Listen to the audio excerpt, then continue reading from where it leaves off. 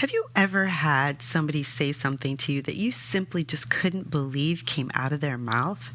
I mean, you were clutching your pearls and wondering why would they even say something like that?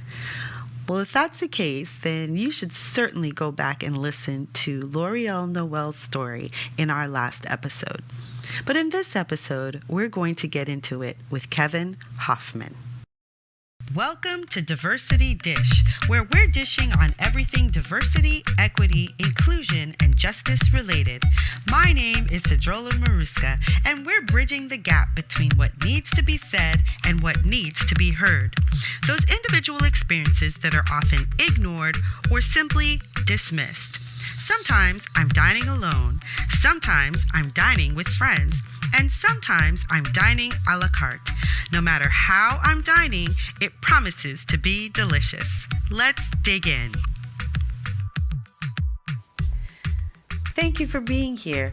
Before we get into our episode, I'd like to send a shout out to my supporters over at Patreon. Those people who are experiencing extra training, exclusive audio, exclusive podcasts, articles, and workshops. They're the ones who are helping me continue this work and who help support this podcast. If you'd like to find out how you can become a patron, find me over at Patreon, patreon.com/Sedruola Maruska. Now, let's get into our episode. By the time he was 2 years old, Kevin Hofmann had survived an abortion, been given away by his mother, adopted by a family of another race, and woke up to a burning cross in his front yard. Kevin was born in Detroit in August 1967, 2 weeks after the riots that changed that city forever. It was out of these amazing circumstances his life began. It was out of these experiences he tells his story, a story of struggle and joy, pain and passion, and most of all, hope. Hey, Kevin, it is so good to have you. Hey, thanks for having me.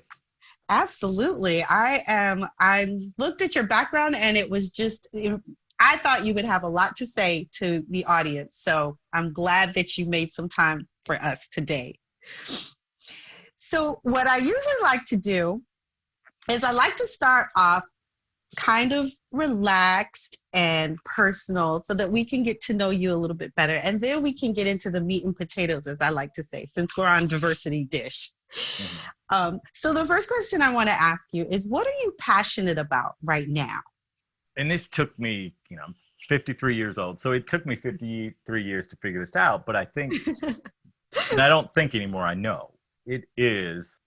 So I'm the result of an affair between my white mother and black father. They worked together in the Chevy stamping plant, Livonia, Michigan, a suburb of Detroit, in the late 60s. Happily married, just to two different people. Right. And so when my mother found out she was pregnant, initially, actually, she went to her sister and asked for a loan. And her sister gave her the money. And my mother had every intention to travel from Livonia, Michigan to Flint, Michigan, which is about an hour away. And my mother was going to take that money and have me aborted.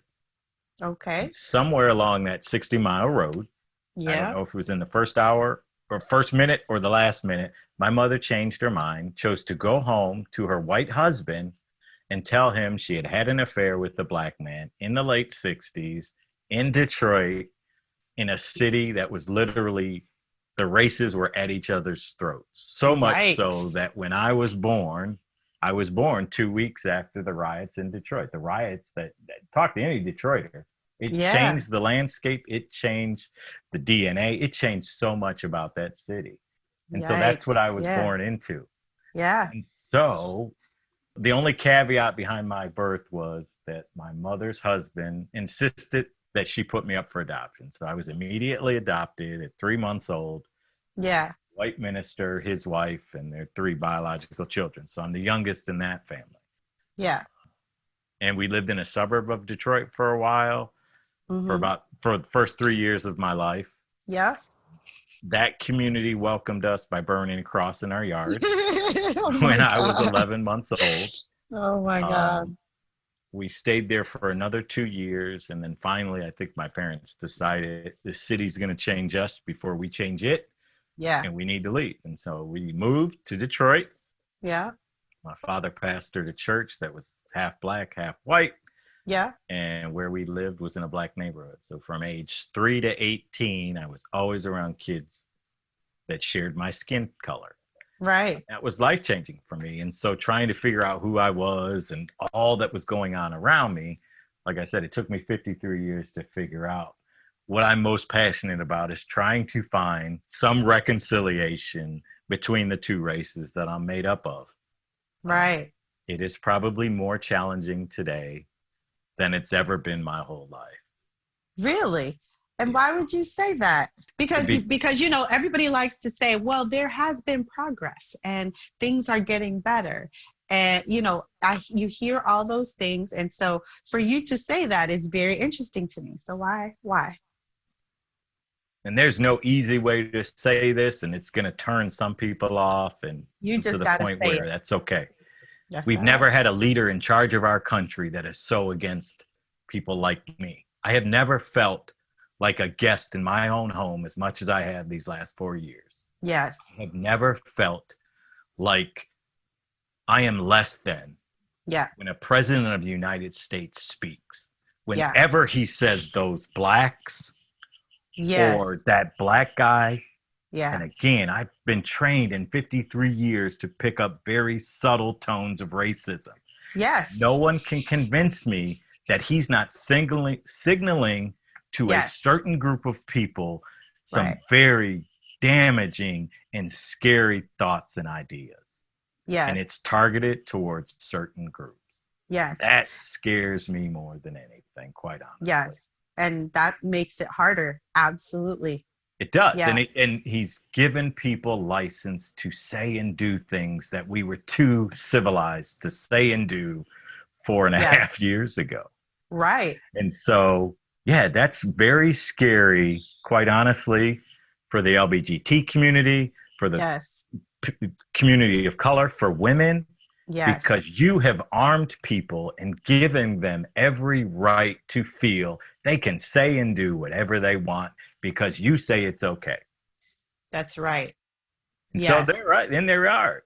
Every day, I think, is this trip to Walmart the day that I'm going to get a confrontation like we're seeing on all these cell phone videos? Yes. And that's scary. You are right. You're right. Because I do realize that I walk around with more apprehension now than I ever have.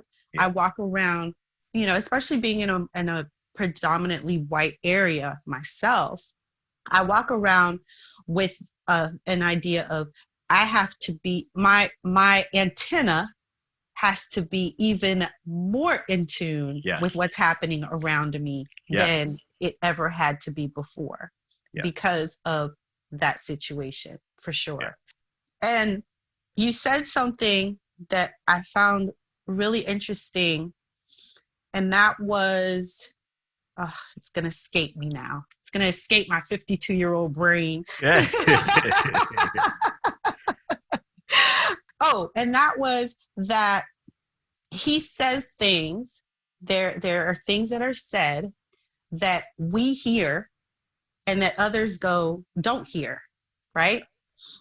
Because, and I found it very interesting because I've had people say to me, well, tell me what he says that is racist. And I say, if I tell you after being born into and living in this skin that what he said is racist, you should be kind of hearing me. I cannot give you the proof you seek because you are not tuned in to seeing it. Therefore, if someone tells you, if someone comes to you and says, what you did or what you said hurt me, I cannot say, no, it didn't. Exactly. Yeah. I can't do that. And it's the same thing. So a lot of people are going, well, tell me exactly what he said or exactly what he did or exactly this or exactly that. I'm like, you know what? There are certain things that are not exactly, they are simply nuanced, but we know that they're there. And we can't, because even if it's a statement that he makes, it's always going to be, well, that doesn't sound racist to me. And it's like, yeah, but it's like if you went into the doctor. So, you know, how many years does a doctor go to school? It's like going into the doctor's office and the doctor's saying, I'm going to give you my professional opinion because I've gone to school and I've studied this stuff. right. And he says, yeah, you know, I think, you know, this lump is cancerous. And all the tests I've done shows me that. You go, nah, I don't think so. I think you got it wrong. It's like, and we've had, you and I have had, you know, like 5 times as much training.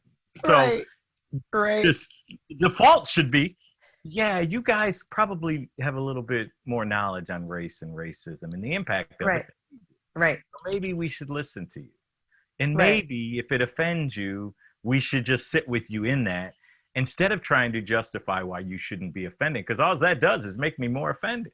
Right. It offends me more. All right. Yeah. It's like, So, I'm more offended now. I don't even want to talk to you. Right. So I don't. Yeah. And that. So here's a great story of when I grew up. And I remember lived in that black neighborhood for 5 years. My dad gets this promotion to be the assistant to the bishop. And we're like the Jeffersons. We're moving on up. You know, 2 miles away, still in the city limits of Detroit. But now it's an all-white neighborhood. And I'm the first black kid in that neighborhood. And I'm so self-conscious at 8 years old because it's the first time that I'm a minority all the time. Yeah. So I'm trying to navigate my way through this white neighborhood in Detroit. And fortunately, we had this great white family across the street who became good friends of mine, still talk to him every day. And I remember wondering, is this friend going to be the type of friend that I can bring my whole self to, which means, so can I talk about race and what I'm dealing with, you know, around me? And so I remember sitting with my good friend and we're sitting there working on our bikes. We had turned them upside down and we're just playing mechanics on our bikes on the street. And I turned to him and just casually say, man, you know, Mrs. Match, that mean lady down the street, you know, I think she treats me differently just because I'm black. And this was so pivotal in our relationship where my best friend Mike says, man, you might be right. And that's all I needed. Anytime you go through something traumatic or something that just hurts you, you just want someone there to hear your experience. Yes. And unfortunately, what we will often get is, yeah, man, I think Mrs. Matz treats me differently. Nah, man, she's mean to everybody. You got that wrong. And that just dismisses my experience. Yes. And so I was so fortunate that he did that. And quite honestly, and I talk about this when I speak to groups, what we need to do, and this is my main goal, especially when I talk to schools, is somehow with the administration and the faculty and staff, we've got to come up with a way where the kid with the Black Lives Matter t-shirt and the kid with the Make America Great Again hat can coexist.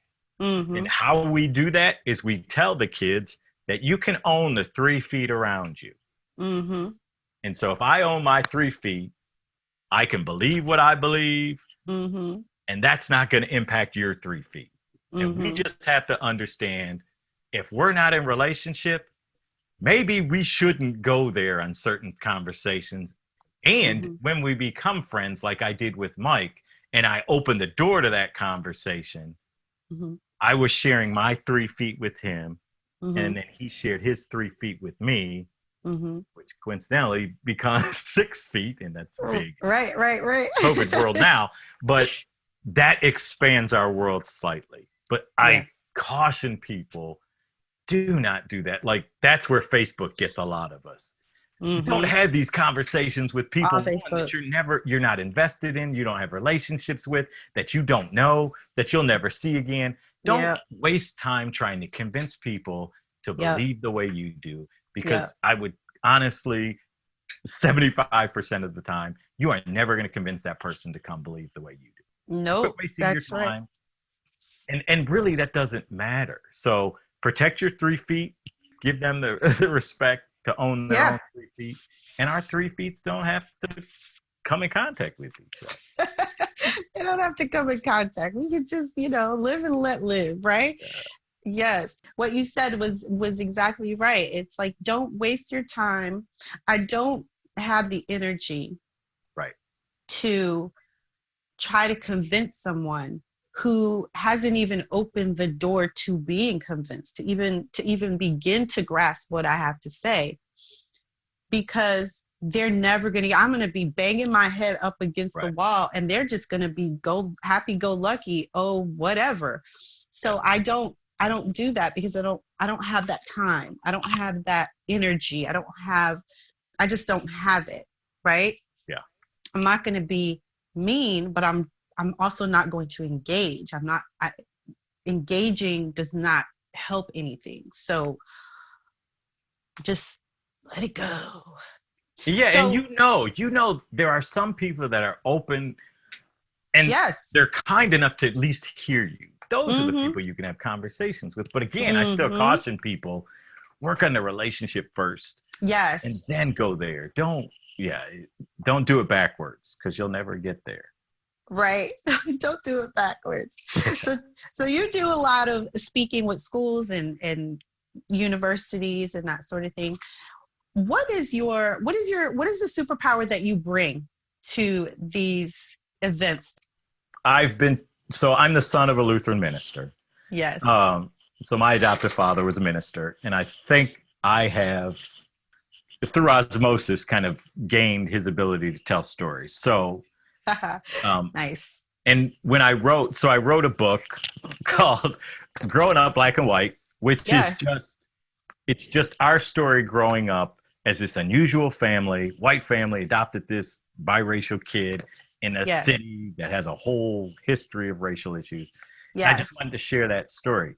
What was really important to me when I wrote the book was, how do I talk about race in a way that your average white person can still read it and not put it down?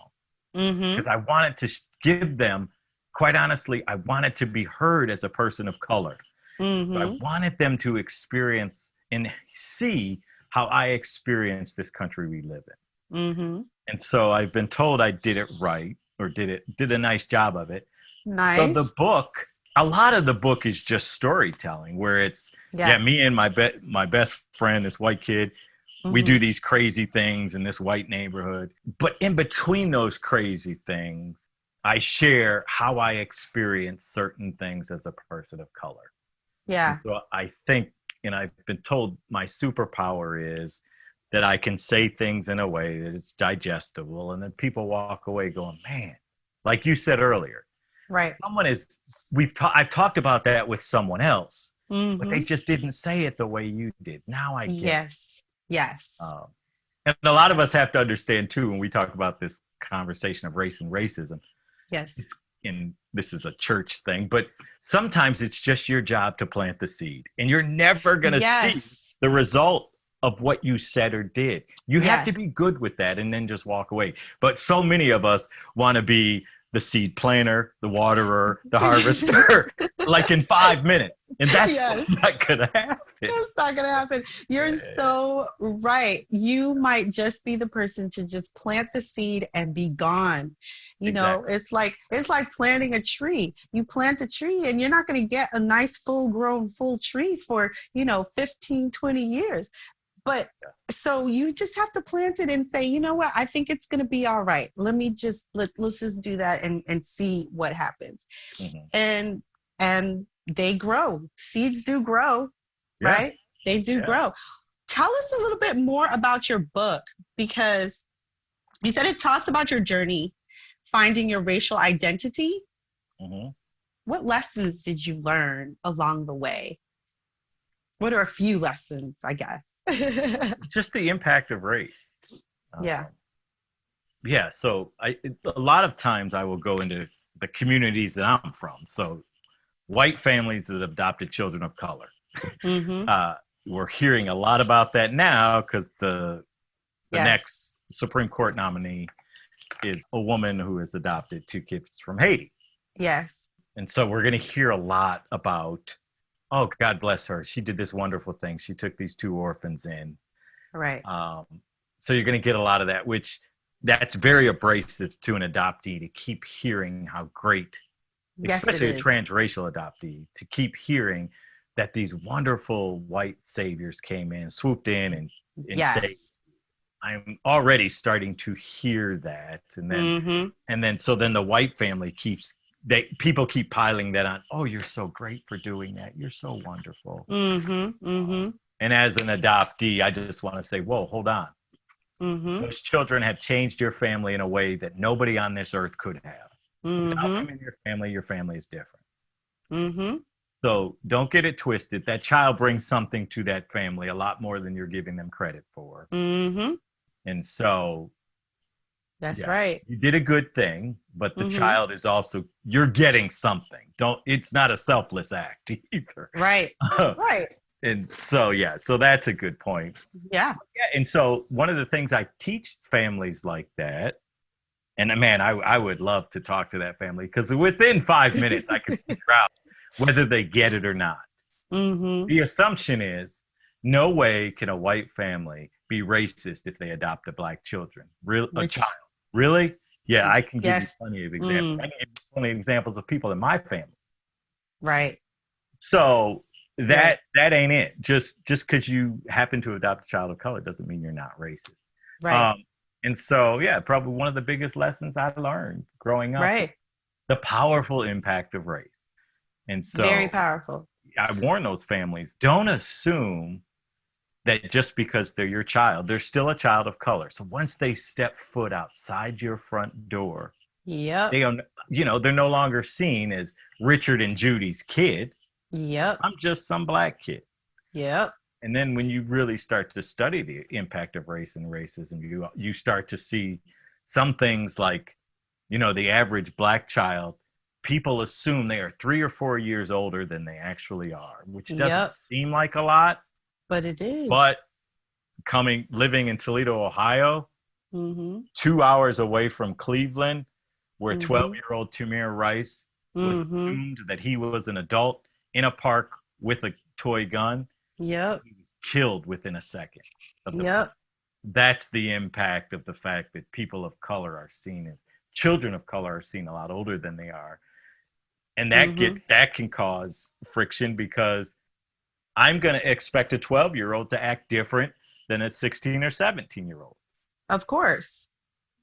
So when they don't act the way I think they should, police see them differently, people in authority see them differently, they get Mm-hmm. punished differently in Mm-hmm. school. Mm-hmm.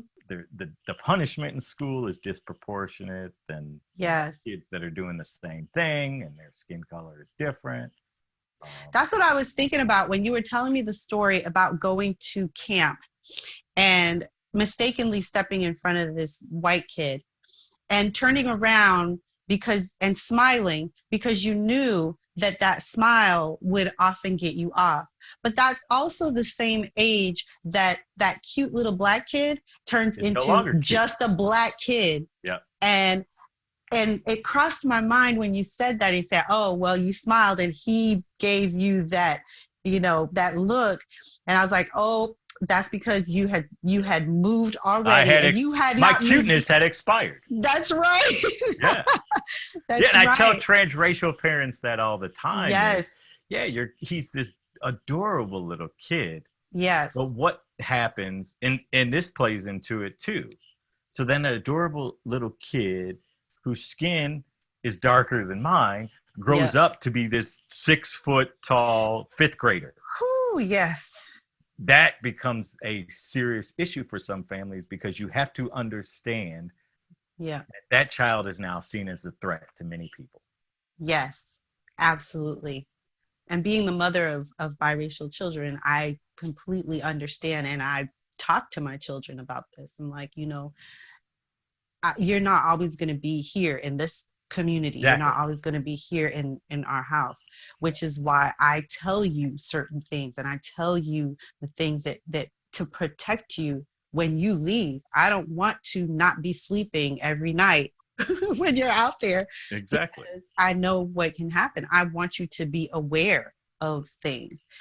But yes, that's a very real thing with families, right? So besides having, a a cross burned in your yard, and some kid giving you this horrible look when you're like 7 years old, and this innocent kid, and you don't even realize that you were doing anything wrong. What is something else that has happened to you that would seem fantastical to someone, but that was real? Because what I like to do with this podcast is to kind of bridge the gap of things that happen to us that we may not say or are not reportable, or we just feel like people are just not going to understand, but they happen and they are real. So to get those stories out so that other people can hear them, and maybe hear them more than once, so they go, man, that really does happen. Oh, there's so many. So I grew up in Detroit. Yeah. Spent all my time living in Detroit till I was 18. And so here's an interesting family dynamic, which was in our house, we didn't talk about race or adoption. And Wow. I don't think my parents set out and said, we're not going to talk about these things. Because interestingly, before I came along, my parents would spend their weekends protesting unfair housing laws in Southeast Michigan, because back then they were called closed communities, which meant there were certain communities that people of color were not welcomed. Yep. And so if you were like me and broke that color barrier, you'd be welcomed with a cross burning on your yard, or you'd be welcomed with the police showing up at your door every hour on the hour, because they just wanted you out of their community. And so my parents were protesting that before I came along. So they understood racial inequality and just the need for social justice. But we never talked about race or racism in the house. And I don't think they specifically said we're not going to. I think they thought, when Kevin's ready, he'll come talk to us about this. Right. Interesting. And we all agree at this point, I shouldn't have been given that job. That wasn't my job. A child shouldn't be. Yeah. And so, unfortunately, we didn't talk about it. And so so we should have talked about stuff like that. So, and why that's important is because when I was 18 and graduating from high school, I was going to go to college. That was always the plan, go to college. Yeah. So I decided to go to college, but when my college search, I didn't take into account the impact of race. Right. And so I chose to go to this very small, and us Michigan people do this all the time. So this is Michigan, Detroit's here, the central Michigan's here. But so there's a small private college, Alma College. 1,100 students, only 13 of us were Black. Wow. And that was culture shock to me. So I go on this campus and I'm trying to fit in. And it wasn't like I was being called the N-word every day. It was, and we didn't even have this term back then. This was in the mid 80s. It was the little microaggressions that I would get walking across campus constantly. So I walk across campus, and Alma prided itself in being this friendly campus, and it was. So when you walked across campus, everybody would speak as you passed them. I can't tell you how many times I'd be walking down a path across the campus. I'd be behind one white student, and one white student would be coming towards us. They would say hi to the white student, and get to me, and totally change who they were, and go, "What's up?" Yes. Oh my goodness. That grated me.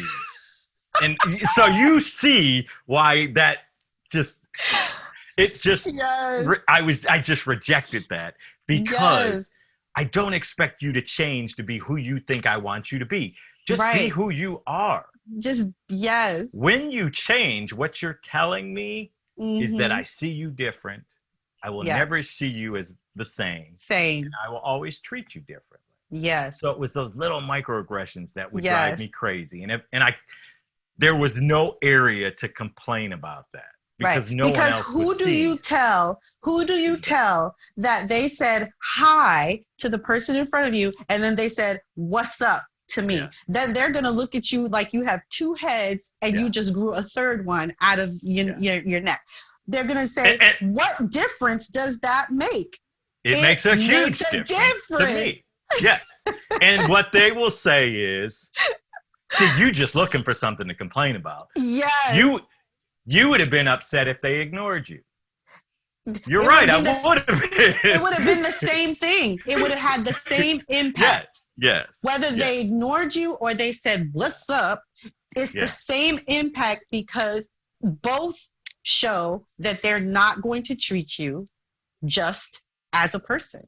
They're going to see you as a color and treat you with whatever preconceived notions they have in their head about how you want to be related to. Yeah. Oh. Yeah. And you have never spoke to me. So you don't know if I talk like that or not. Yes. You don't know if I'm from Detroit or from some rural town in the middle of nowhere. But your assumption is you are black and this is what black is. So that I got that a lot. Yeah. And then dating was interesting because there were very few black women on our campus. And so I used to joke and say I was this equal opportunity dater. Right. And so I dated a few white girls, and that was it was not a pleasant experience where, man, race came up all the time. And so to your question, where did I feel that slight? I remember, I was dating this girl and I'd been dating her for over a year. And I wasn't a jerk to her, but the response that I was getting from her girlfriends, quite honestly, was just out of pocket. I couldn't understand why they didn't like me.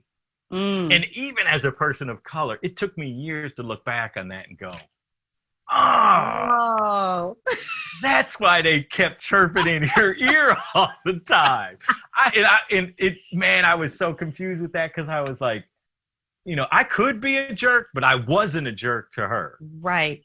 So why are you coming at me like this? And I was just like, they just didn't want her dating a black dude. Yeah. And that's what it was. And so, and people will, and I'm sure people have heard that and go, nah, that ain't it. Exactly. That was it. And you have never convinced me that it wasn't. That it wasn't. Things like that happen. Things like that are real.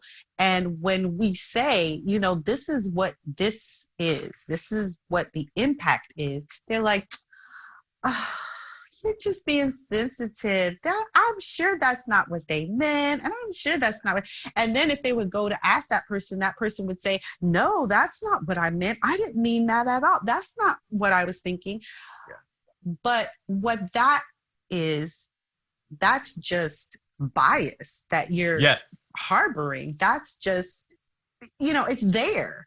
And that's what you need to understand and confront and face so that you can make a difference. You can change that behavior.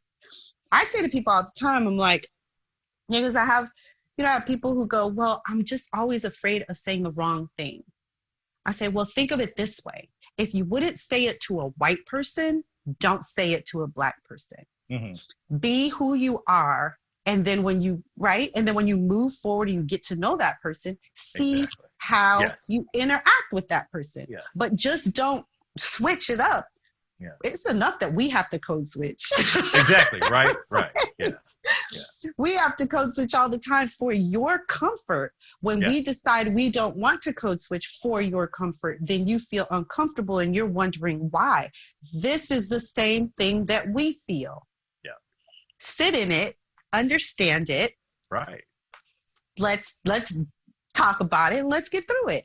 Yeah. Right? Let's do this thing. Yeah. So instead of denying that it even is there and that we're all collectively crazy, and if we all have, these crazy thoughts, no, it's there. Yeah. And so absolutely. Wow. So we've talked a lot about what you've experienced growing up, and what are some ideas, some solutions that you think that we can have in order to have these conversations, in order to move forward, in order to change the way the impact, the way that race impacts everything in this country. If you have some ideas, which I'm thinking you might. Yeah. So the biggest thing is I think we need to do a better job of listening. And so I will say this. I've kind of given a very drab view of America to this point. But let me share this with you as well, too. Yes. The interesting thing with the civil rights movement in the late 60s was what really caused that change to happen and people to jump on board on that movement was TV. It was the advent of color TV into the homes of so many Americans. TVs became more affordable, so you have more TVs in the homes. And every night people would turn on the news and they would see what we had been saying for decades, which was we are being brutalized and attacked by the police. Yeah. And so every night people would turn on their TV and they would see us being attacked by German shepherds tearing our flesh apart or fire hoses being let loose. And it was at that point where many white Americans said, this is so unacceptable. We've got to make change. And so the civil rights movement doesn't become what it became without white people. Honestly, we don't have the numbers to make those changes. Right. And so they came on board and created this change. Yep. So now you fast forward, 4 or 5 decades later, the advent of the telephone that has brought what we have said for decades back on into everybody's living rooms, wherever they are. And you combine that with what happened in March, which was the country shut down. We were all kind of bunkered in our homes, not having much to do, all on our phones. And we got to sit there and witness 8 minutes and 46 seconds of this police officer's knee on George Floyd's neck. Yes. That was the perfect storm for people to finally go. And you can't find anybody now. Usually in the past, when stuff like that happened, they would all, no, you don't know what he did before then. Like we did it with Eric Garner when he was selling those loose cigarettes and they choked him out. And he was saying, I can't breathe, I can't breathe. And everybody was like, no, you shouldn't have been doing it. It was illegal to sell those cigarettes. Shouldn't have been doing it. Shouldn't have resisted arrest. People aren't saying that same thing about George Floyd because it was so horrible what was done. And we're literally watching this man die in front of us. And for the record, as we talk about this, we need to also remember, and I think that people often forget when they're saying, well, what precipitated it? What did he do before, blah, blah, blah. The police are not supposed to kill you. Exactly. Whether or not you are guilty of anything, they are not supposed to kill you because then they become the judge and the jury. Right. That is not acceptable. That is not part of our justice system. But people always want to justify, and I'm like, but they're still not supposed to kill you. So how do you know? Yes. And there's so much wrong with the way they are trained and socialized through the academies, where a police officer brought this up, which I never thought of. But every day, all day through training, we are taught to anticipate worst case scenario. So that's in the back of your head that this traffic stop is going to end in a shooting, right? So I got to be prepared. Right. So you add that in with what you spoke on, implicit bias, which up until this point, all my life, the media, everything has told me Black people are dangerous and violent. So now I got that in my head. And training has told me that this could pop off at any minute. I got to be on edge. And so I got to get him before he gets me. That means I got to do an illegal chokehold to bring him under control. That's fine. And then you always get the arguments. Well, they shouldn't have resisted arrest. Have someone sitting on top of you, choking you. I don't know how I would respond to that. And I've thought about that so much where I'm like, okay, if I'm in this situation, how do I get out of it? I just want them to stop doing whatever they're doing. Right. And how do I do that? Right. In your mind, when you're being choked, You involuntarily will struggle against that because you think I am dying. You're dying. Absolutely. And I am fighting for my life. Yes. And so for people who are not in that position to tell us what he should have resisted, I don't know. Like, no one has told me, we're going to choke you out for 30 seconds until you become calm. Right. If you give me that, then I'll call. Right. And like I said, I played that scenario over in my head, and that's part of what people of color have to do is, okay, yes, here's the situation. What do you do? What do you do? And I'm like, do you go limp? Do you just go completely limp? Right. But George Floyd went completely limp, and they were still on his neck. So I just pray that I'm never in that situation. Right.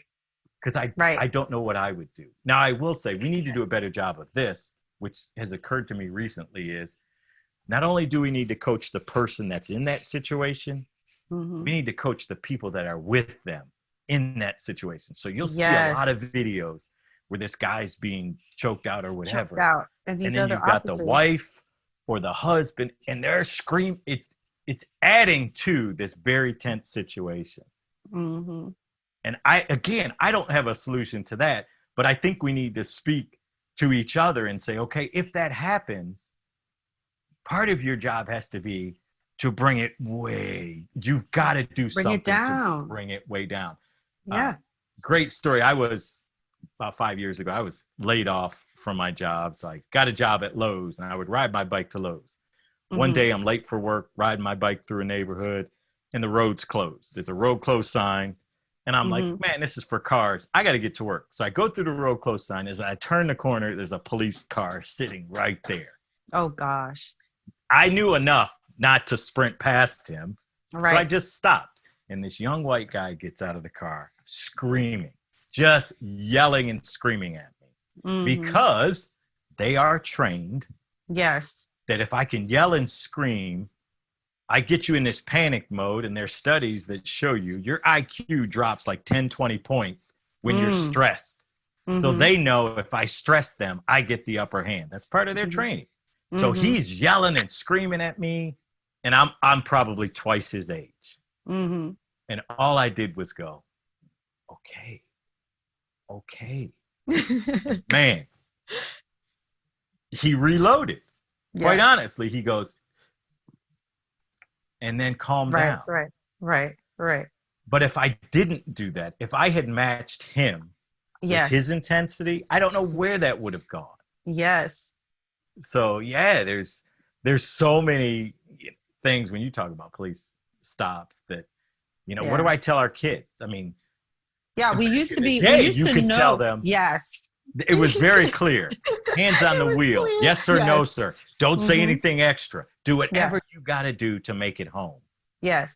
And then Philando Castile got shot down in his car when he did exactly what he was supposed to do. He did everything he was supposed to do. When that happened, I was like, oh, man, we are in trouble. Yeah, and I was the same way because I was like, he told them he had a gun because that's what he was supposed to do. He was a licensed carry. He had a license to carry. Yes. He did everything he was supposed to do. Kept still, did what the police officer told him to do.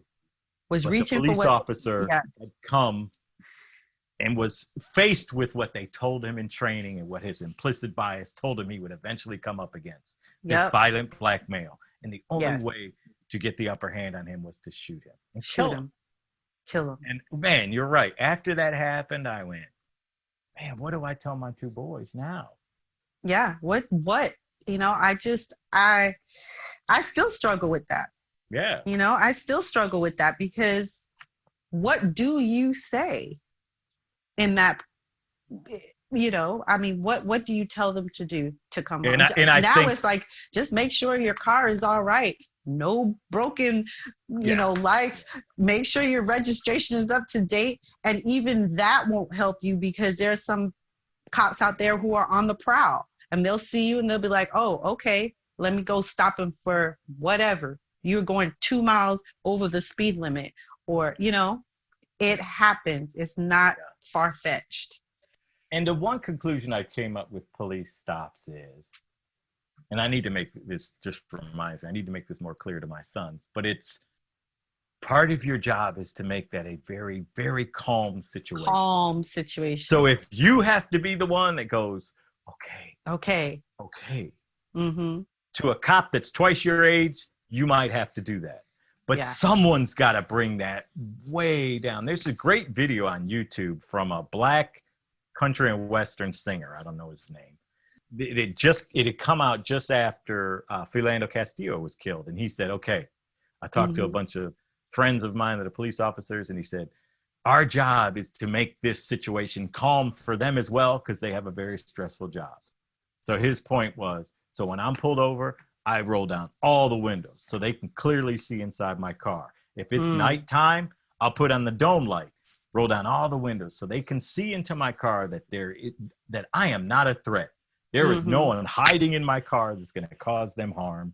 Right. And he goes into that transaction doing what he has to do to make it a calm experience for the police officer.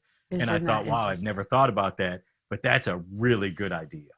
That is a good idea. But isn't it something that we have to be responsible for? Yeah, it is. Comfort, and we shouldn't have to be. Yeah. Right. Yeah, and it's totally unfair. It's unjust that we should have to do that. But if you want to stay alive, you have to learn what needs to happen in that situation in order to stay alive. Absolutely. Right. But it's so interesting to me, for sure. We've had a really good conversation. Is there anything that you want to talk about that we have not touched upon in this conversation? Yeah, because I started to bring this up. Things today are at a point that they've never been. Yes. And for that, I'm hopeful. I have to be hopeful that things will change. Yes. And I think you're seeing that. The murder of George Floyd, I have never seen police departments come out and denounce their own. I have never seen mayors come out and denounce their own police force. To me, that's very encouraging because they have been part of the problem. Prosecutors, mayors, they have all kind of, they call it the blue line, like the blue wall, where they will all kind of support each other. So we get this a lot too. It's only a few cops that are bad. Really? Right. No. Well, then the good cops ain't saying enough. Exactly. Because you need to then police your own force. Yes. D.L. Hughley, the comedian, had mentioned that earlier. Yes. What other profession would you allow that in? Right. If a bunch of surgeons said that, would you allow that? Yeah, most of us are pretty good. Now that guy, you take your chances with him when you go into surgery. But we got a few bad apples. That's insane. It really is. And so when I get hit with the argument that it's only a few, then the majority ain't doing enough because you need to start cleaning up your own. That's right. But you make it too comfortable for them. Yep. Exactly. Because you could solve this problem. You could weed out your own. Because they're causing you a lot of headaches. Exactly. They're making it more stressful for you because the more stressed that the public is with them, the few bad apples, quote unquote, the more stressed they are with you, which means when you encounter anybody in the public, they're going to be highly stressed because you have not done your job and weeded out the stressors. And they don't believe that any of you are willing or capable of doing it. Therefore, all of you are in cahoots. That's what they don't understand. I can guarantee you could go in any precinct across the United States and go to a police officer and say, tell me who's the problem here. Right. And they all know. They know, but they're not saying anything. So this is why it's kind of the same thing when people say, well, I'm not racist. It's like, but what are you doing to be What behavior are you supporting by not saying anything? By not saying anything. It's the same thing. You need to, if you're not racist, then you should be actively anti-racist and therefore be doing something to dismantle it. Yeah. But you can't sit back and say, well, I'm not racist, and then just go about your business because you know what? You're part of the problem. Yeah. You're part of the problem. Yeah. So awesome. Well, I'm going to ask you these last two questions. What is something you hope people will remember about you when you are gone? That I made a difference somehow. Yeah. Yeah. As you start to get older, man, you start thinking about your legacy. You do? You're like, man, yeah. What are they going to say at my funeral? Yeah.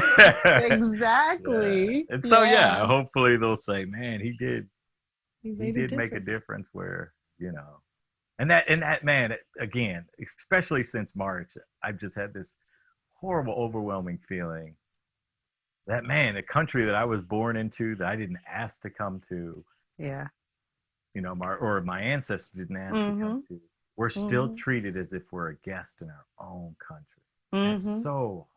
That's so heartbreaking to me. It is.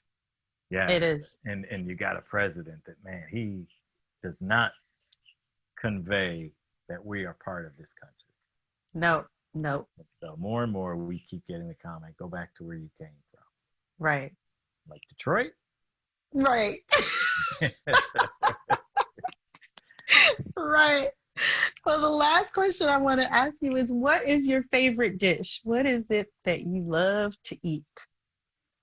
Pizza's the first thing. I mean, my wife's a great cook, so anything she cooks is great. Nice. And that was such an experience growing up in a white household and then marrying a black woman. And I mean, the food in those communities is totally different. And Yeah. so, I will say it was a lot easier keeping weight off But, yeah. before I found out how good food could taste.